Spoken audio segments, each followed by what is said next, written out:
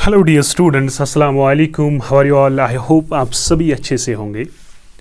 आज हमें construction class 10th के नेक्स्ट क्वेश्चन यानी क्वेश्चन नंबर 3 की बात करनी है इस लेक्चर में, जिसमें हम क्वेश्चन करेंगे और क्वेश्चन बिल्कुल सेम है क्वेश्चन नंबर 2 के जैसे हमने क्वेश्चन नंबर 2 किया वैसे ही क्वेश्चन नंबर 3 है। और मैंने जो बात रेशो के मुतलिक बोली थी वो याद रखनी है, वो बिल्कुल आपको याद होनी चाहिए। मैं फिर से रिपीट करूँगा सो दैट आपको एक क्लियर व्यू मिले कि हम किस तरीके से ये कंस्ट्रक्शन करें। चलिए, अगर हम क्वेश्चन देखेंगे, गिवन क्वेश्चन है मेरे पास, construct a triangle with sides 5 cm, 6 cm and 7 cm, and then another triangle whose sides are 7/5 of corresponding sides of a first triangle। जैसे हमारे पिछले क्वेश्चन में था कि आपको एक ट्रायंगल कंस्ट्रक्ट करना था जिसके मेजरमेंट्स गिवन थे, और उसको फिर एक और कंस्ट्रक्ट करना था ट्रायंगल जो सिमिलर था हमारे प्रीवियस ट्रायंगल के साथ, और जिसका रेशो 2/3 होना चाहिए, यानी जिनके दरमियान जो रेशो होना चाहिए दैट इज 2/3 था क्वेश्चन नंबर 2 में। लेकिन इस क्वेश्चन में सेम उसी तरह हमें करना है, कंस्ट्रक्ट एक ट्रायंगल जिसकी साइड्स गिवन हो 5 cm, 6 cm एंड 7 cm, लेकिन यहाँ पर रेशो डिफरेंट है। रेशो यहाँ पर 7/5 है, वहाँ पर पिछला रेशो जो था वो था 3/5। हमें इस टाइम एक कंस्ट्रक्ट करना है ट्रायंगल जिसके साइड्स गिवन है, और एक अनदर ट्रायंगल हमें कंस्ट्रक्ट करना है जो सिमिलर होगा उस वाले ट्रायंगल को जो हमने पहले बनाया।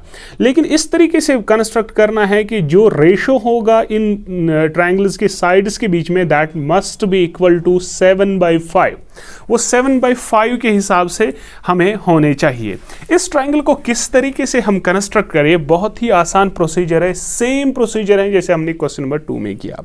ठीक है, सबसे पहले हम ट्रायंगल को कंस्ट्रक्ट करेंगे जो हमारे गिवन डायमेंशंस हैं। यहां पर अगर हम देखें इस क्वेश्चन में कह रहा है construct a triangle with sides 5 cm, 6 cm and 7 cm, यानी ट्रायंगल जो हमें पहले कंस्ट्रक्ट करना है उसके 3 डायमेंशंस जो साइड्स के हैं that is 5 cm, 6 cm and 7 cm। अगर हम इसको ड्रा करेंगे तो किस तरीके से, पहले आप कोई भी एक साइड लीजिए, फॉर एग्जांपल मैं साइड 6 cm लीजिए, 5 लीजिए, कुछ भी, लेट 5 cm का साइड में यहां पर लेता हूं इस तरीके से। आप कोई और भी ले सकते हो, मैंने 5 cm का साइड लिया इस तरीके से, ठीक है। और इसका कोई भी नाम रखा, लेट ए बी,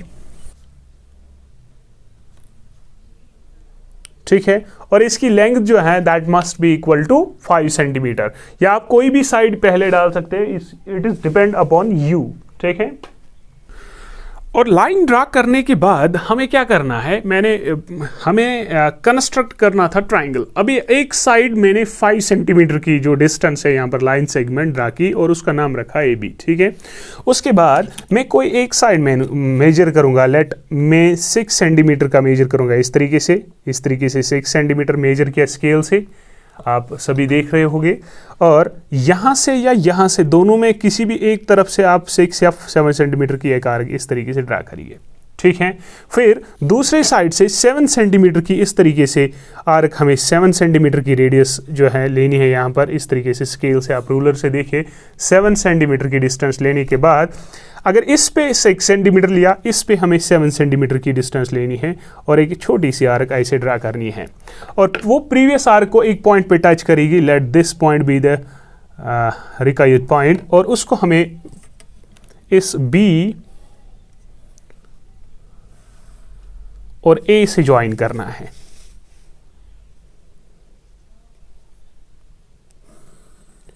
इस तरीके से ये मेरे पास एक ट्रायंगल आया जिसका ये वाला साइड 5 cm है और ये वाला साइड 7 cm होगा, ये वाला सेंटीमीटर 6 cm का है।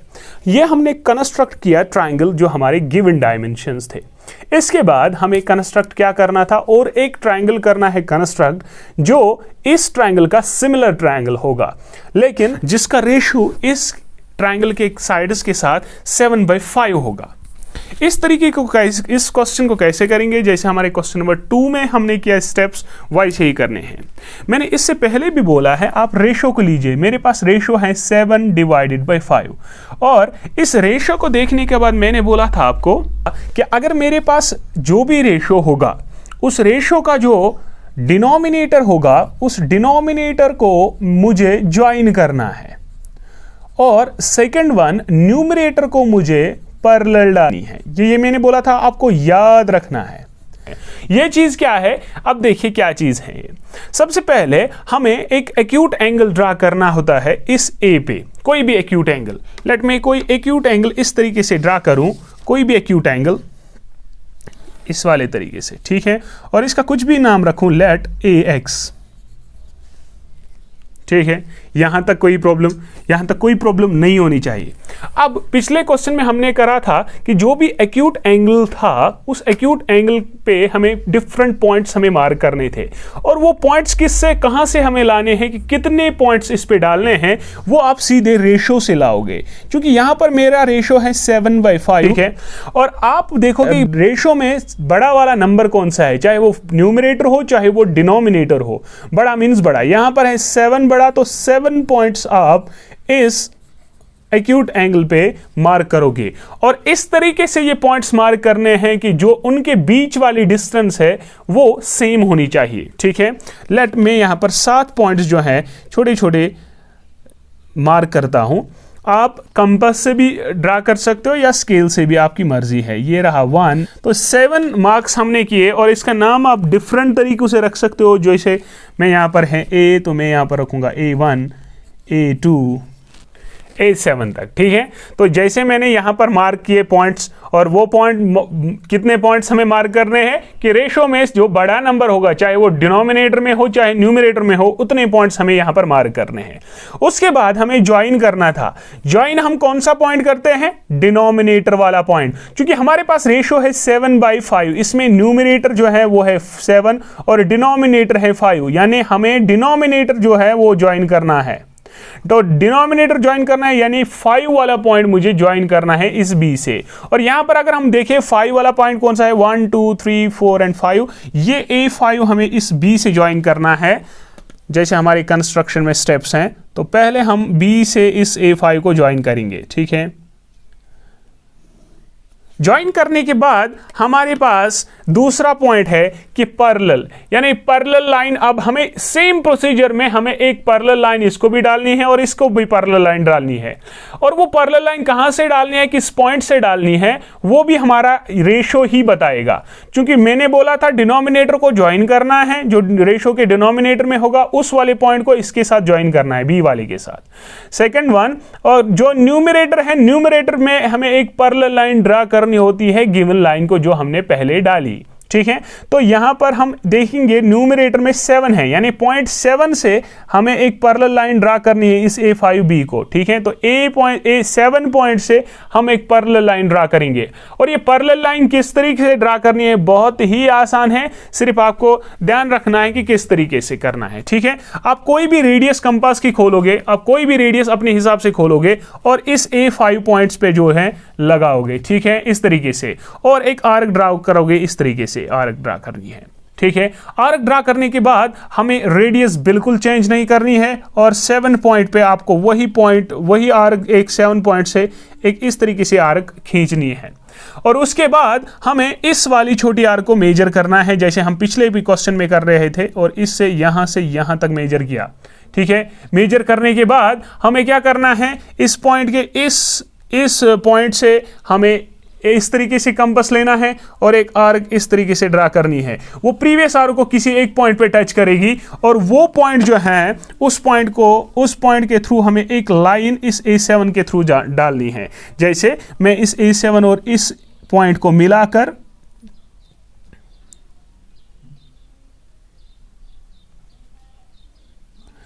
ये एक पैरेलल लाइन ड्रा करूंगा, ठीक है। और ये पैरेलल लाइन चूंकि हमें ड्रा करनी है, इससे पहले कि मैं पैरेलल लाइन ड्रा करूं, मुझे इस AB को थोड़ा सा एक्सटेंड करना है इस तरीके से, ठीक है,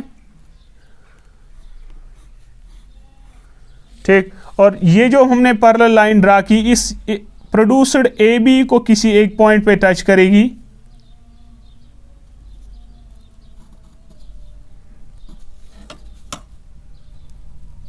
इस पॉइंट पे, ठीक है, थोड़ा इसको एक्सटेंड करना है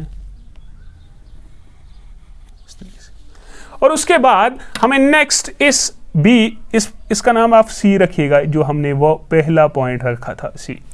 अब इस बी सी को एक पैरेलल लाइन ड्रा करनी है इस पॉइंट पे, जहां पर हमने जो पैरेलल लाइन A5B को ड्रा की, वो पैरेलल लाइन इस प्रोड्यूस्ड AB को एक पॉइंट पे टच करेगी, let that point be B dash, ठीक है।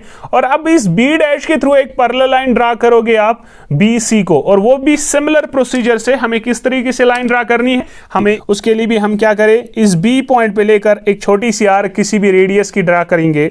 लेट, मैंने थोड़ी सी आर्क जो है इस तरीके से एक छोटी आर्क थी, उसके बाद सेम आर्क की रेडियस इस बी डैश पे रखनी है और एक ऐसी आर्क ड्रा करनी है, ठीक है। उसके बाद जो ये पहली आर्क है इसको मेजर करके इस तरीके से मेजर करना है, फिर ये कंपास की नीडल इस पॉइंट पे रखकर एक आर्क छोटी सी ड्रा करनी है इस तरीके से। वो प्रीवियस आर्क को एक पॉइंट पे टच करेगी, उस पॉइंट से हमें एक लाइन खींचनी है जो पैरेलल होगी इस BC को। तो इस तरीके से वो लाइन आप पैरेलल ड्रा करोगे इसको, ठीक है। और यहां से इस AC को थोड़ा सा प्रोड्यूस करके इस तरीके से AC को प्रोड्यूस करोगे।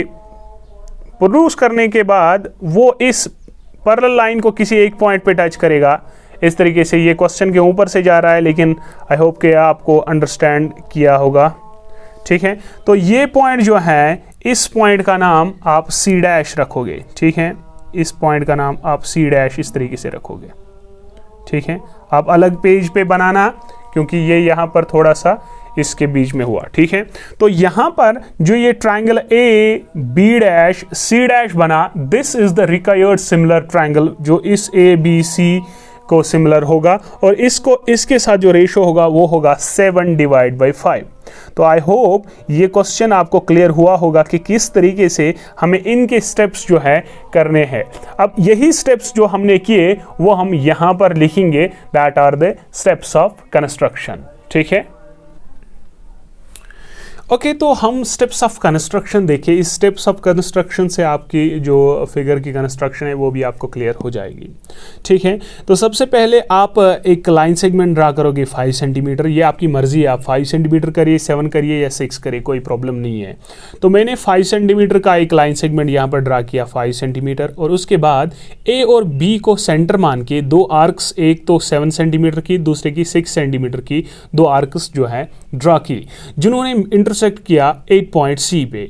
उसके बाद AC और BC को ज्वाइन किया, सो दैट ABC एक ट्राइंगल बन गया जिसके डायमेंशंस गिवन है 5, 6 और 7 सेंटीमीटर, ठीक।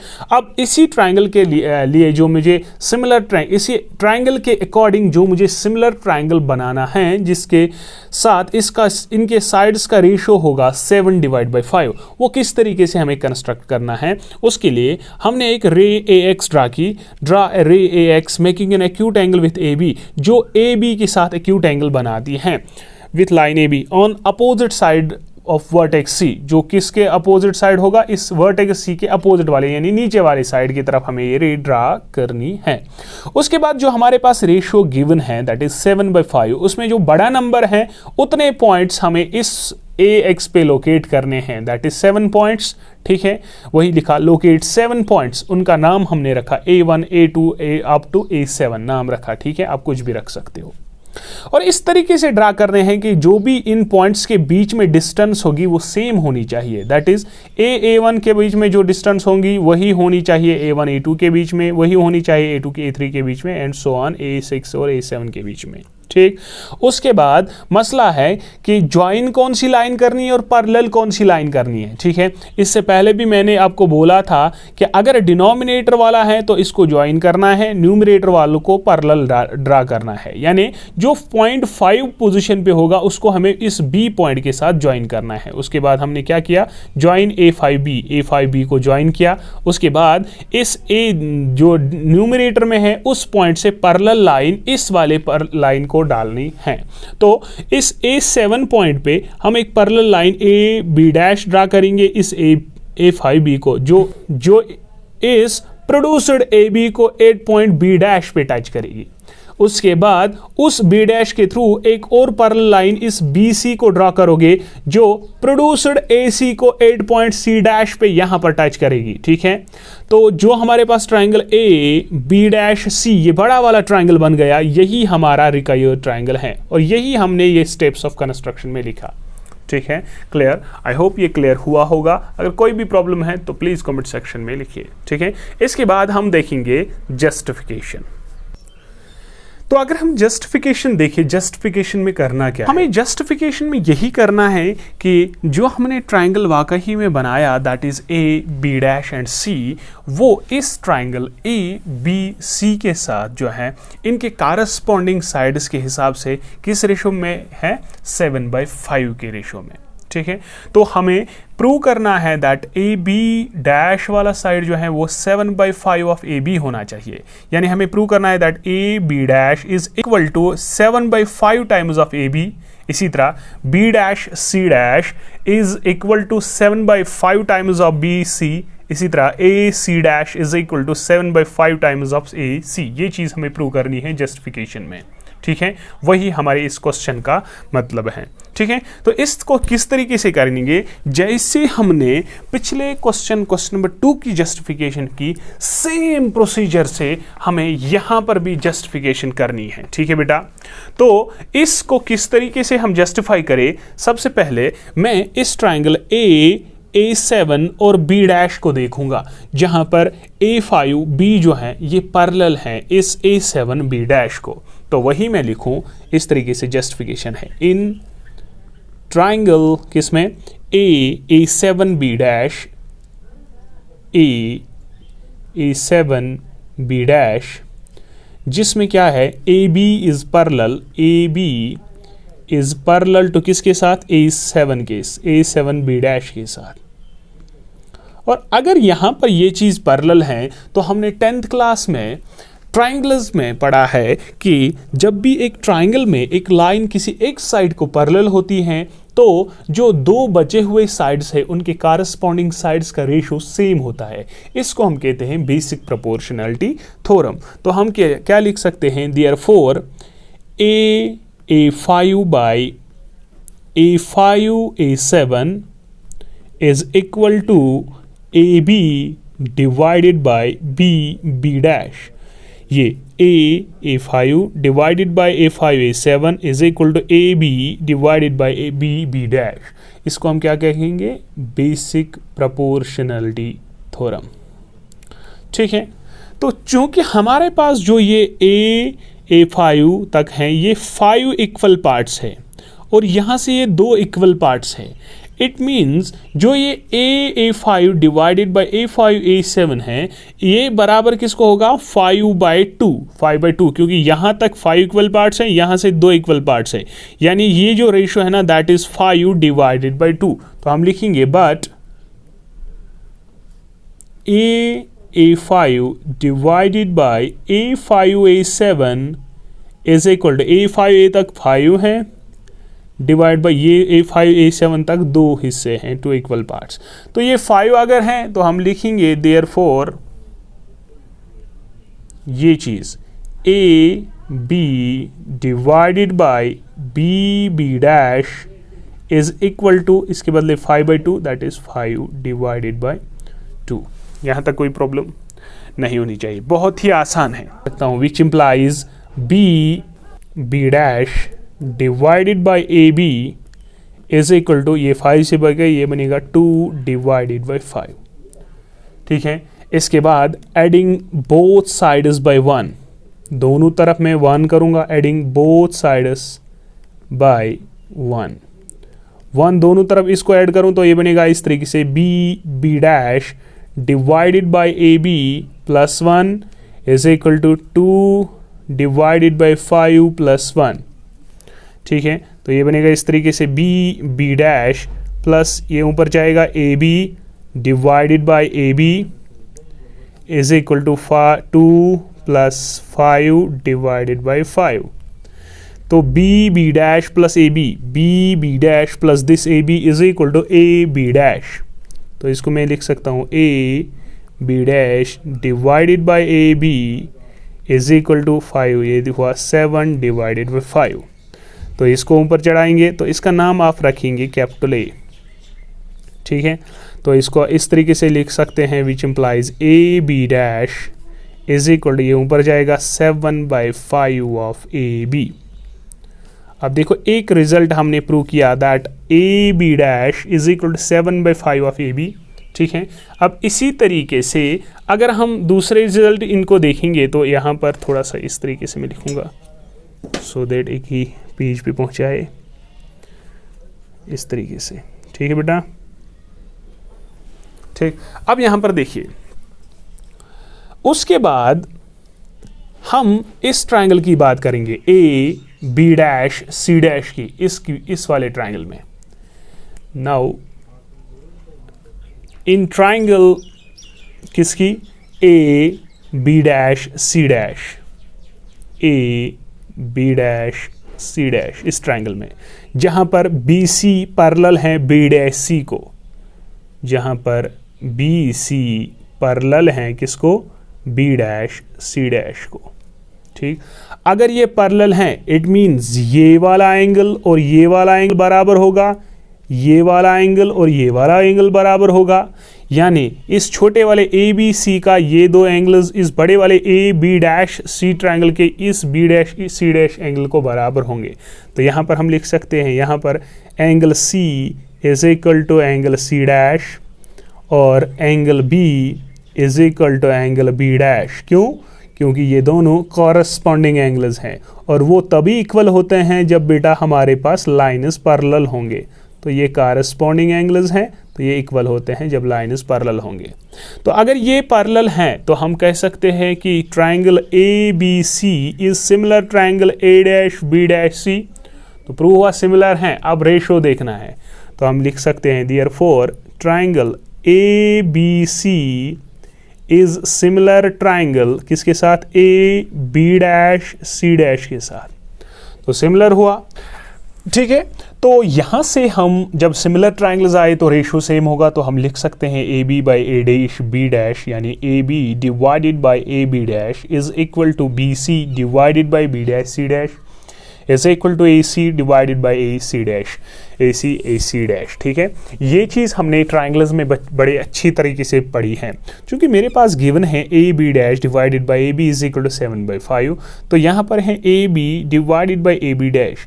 तो यहाँ से अगर मेरे पास है A D A B dash, तो इसको मैं इस तरीके से भी लिख सकता हूँ, that is A B dash divided by A B is equal to into reciprocal BC dash divided by BC is equal to AC dash divided by AC। सारों को रेसिप्रोकल किया, ओके।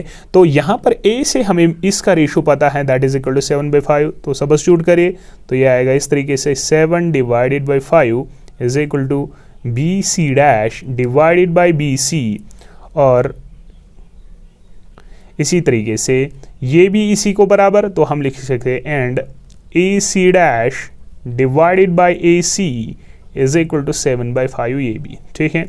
तो यहाँ पर इस तरीके से बी डैश सी निकला, बी सी डैश निकला 7/5 ऑफ बी सी, सॉरी ये बी डैश सी है, बी डैश सी, ठीक है, ये बी डैश सी, ठीक।